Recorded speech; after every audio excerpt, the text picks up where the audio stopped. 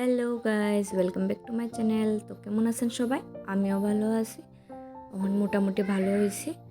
তো যেহেতু জীবন যুদ্ধে আবার লড়াই করে এখন নতুন আরেকটা জন্ম পাইছি, আমার মনে হয় আমি আরেকটা নতুন জন্ম পাইছি ভগবানের আশীর্বাদে, সবাই আশীর্বাদে, মা বাবার আশীর্বাদে। আর এদিকে এখন তো রেস্ট করছি কয়েকদিন, যাই হোক এখনও রেস্ট করতেছি। আর এদিকে ঘরের মধ্যে মানুষ এসে, তো ইচ্ছা হয়েছে কিছু একটা বানাই অনেক দিন পর। তো রান্নাঘরে আমি এখন আই না, হয় না, জাস্ট খাওয়ার সময় আই, খাইয়াটে আবার যাই গিনিরে খাওয়ানোর সময় একটু আই। আর এইসব তরকারি কিছু রান্না টান্না এখনও আমি করি না, কারণ তরকারি ঝাঁঝে যদি আমার হাঁচু আয়া পড়ে তো আবার প্রবলেম হয়ে পড়তো। যাই হোক, তো ইচ্ছা হয়েছে আজকে একটু কিছু বানাইতাম। তো এটি যা যা এখানে বানানো হইতেছে তা আমার খাওয়ার লিগে না আর কি, তো ঘরের সবাই খাইব। জিব্বা জ্বলাইলো, করার কিচ্ছু নেই, খেতে পারতাম না এদিকে।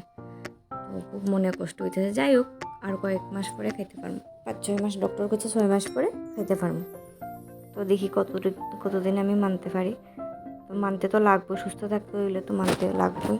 তো মনটা বুঝাইতেছি এটাই যে আমার দিকে না হলেও গিনের দিকে চাইয়া হইলো আমার সুস্থ থাকতে হইব। তার লিগে জিব্বারে কন্ট্রোল করতে লাগবো। জিব্বারে তো কন্ট্রোল অতদিন করতে পারছি না, যার তুলনায় এসব হয়েছে, তখন জিব্বারে কন্ট্রোল করতে লাগবো।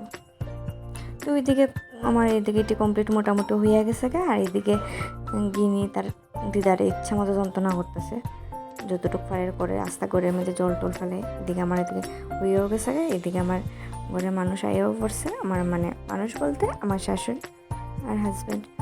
আর তো চলুন, tata, bye bye, good night.